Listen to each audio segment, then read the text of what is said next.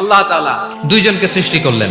উদাহরণস্বরূপ একজনের নাম আব্দুল্লাহ আর একজনের নাম আব্দুর রহমান। সৃষ্টির পরে আব্দুল্লাহকে বললেন, আব্দুল্লাহ, আমি জানি তুমি পৃথিবীতে 50 বছর হায়াত পাইতা, খুব ভালো কাজ করতে, তুমি দুনিয়াতে অনেক ভালো কাজ করতে, এটা আমি আগেই জানি, আমার অসীম জ্ঞান বলে আমি আগে থেকেই জানি। তো যাও, তোমার এইমাত্র সৃষ্টি করলাম, তুমি জান্নাতে ঢুকে যাও, কারণ আমি জানি তুমি জান্নাতি হবে। আচ্ছা। আর আব্দুর রহমান, তুমি পৃথিবীতে খুব খারাপ কাজ করতে, এটা আমি জানতাম, তুমি জাহান্নামী হবা, যাও। যেহেতু আমি জানি পরীক্ষার আর দরকার নেই, তোমারে জাহান্নাম দিয়ে দিলাম, যাও ঢুকে যাও। আব্দুল্লাহ ঠিকই জান্নাতে ঢুকে যাবে, আব্দুর রহমান কি ঢুকবে? সে বলবে, আল্লাহ এইমাত্র আমারে বানাইলেন, সৃষ্টি করেই বলতেছেন তুমি জাহান্নামে যাও, আর বলতেছেন আমি জানি দুনিয়াতে পাঠালে তুমি খারাপ কাজ করবা, তুমি জাহান্নামী হবা, পাঠানোর আর কি দরকার, আগে থেকে জাহান্নামে যাও। আল্লাহ আপনি জানলে জানতে পারেন, আমি তো জানি না। ঠিক কিনা বলেন?